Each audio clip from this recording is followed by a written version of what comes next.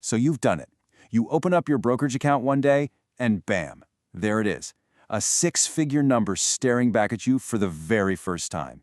$100,000. It's a huge milestone, no doubt, but what does it really mean for your financial future? Well, today, we're going to break down exactly where you stand because this number, it's a lot more significant than you might think. And in that moment you hit six figures. It's a weird feeling, right? Part of you is justifiably proud because you know this didn't happen by accident. But if you're being honest, another part of you might feel a little underwhelmed. I mean, spend 5 minutes online and it seems like everybody's already a millionaire. Let's just cut through all that noise and talk about the reality of what you've achieved. Okay, so first things first, let's really establish just how big of a deal this is. Hitting this milestone puts you in a way stronger position than most people will ever get to. And look, I'm not just saying that to make you feel good. It's the truth. For so many people, life just gets in the way, right? Expenses pile up, and investing never really becomes a consistent habit. So the simple fact that you've gotten to this point, it means you've already navigated the absolute hardest part of the whole journey. You actually made it a priority. And it's so important to understand how you did it. Because these aren't just little financial tactics, they're genuine character traits. You've figured out how to live on less than you make. You've said no to spending now for a bigger goal later. And most importantly, you've been consistent. You've done it long enough for it to actually show up in the numbers. That right there puts you way ahead of the curve. So you've definitely put in the work. But this is where things get really cool.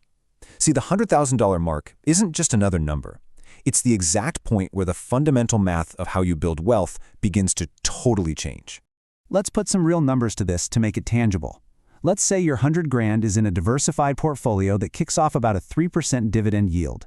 That's just cash paid out to you for owning your investments. Well, you're now generating roughly $3,000 a year, passively. That's $250 a month. Now, is that enough to quit your job? Of course not. But it might cover your groceries for the month, or your phone bill, or your utilities. And that right there, that's the whole game. For the first time, your money is making its own money, whether you work overtime, call in sick, or go on vacation. You can spend it, sure, or, and this is the exciting part, you can reinvest it to buy even more assets that produce income. Your portfolio is now like an employee that works for you 24/7 and never complains. And you know, this has a huge psychological effect. Before you get here, progress can feel painfully slow. Every little dip in the market feels personal. But after 100K, a good year in the market can add $10,000 to your portfolio without you lifting a finger. That's when the doubt starts to fade and real belief takes over.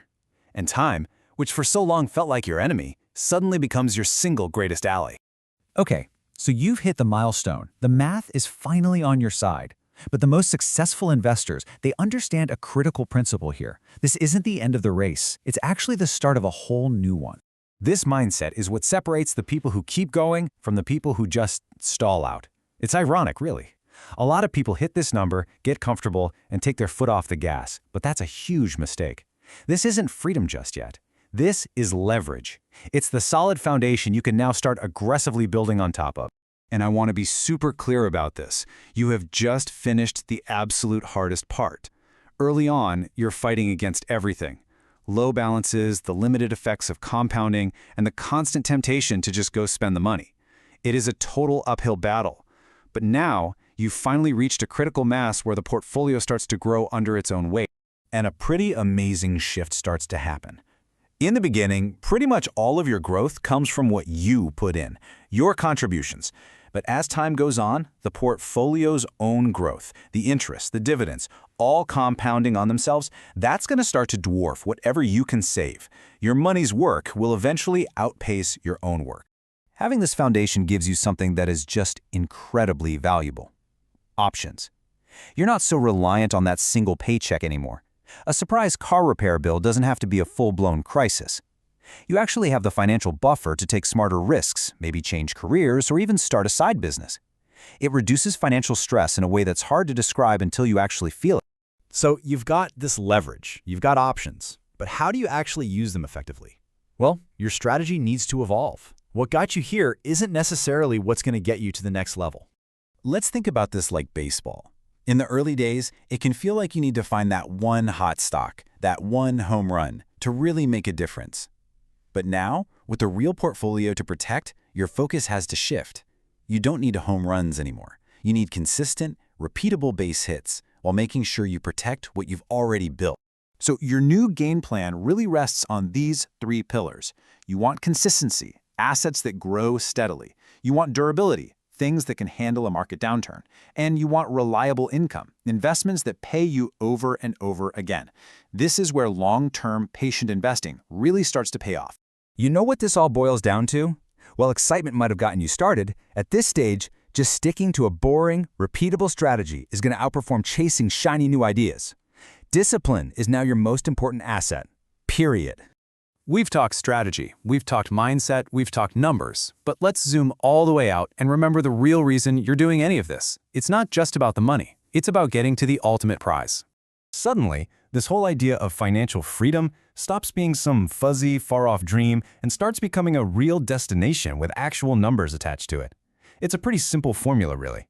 When the income from your investments is enough to cover your lifestyle, you're free. So let's see how this can actually play out. You're at $100,000 today. If you stay consistent, let's say you contribute $1,500 a month.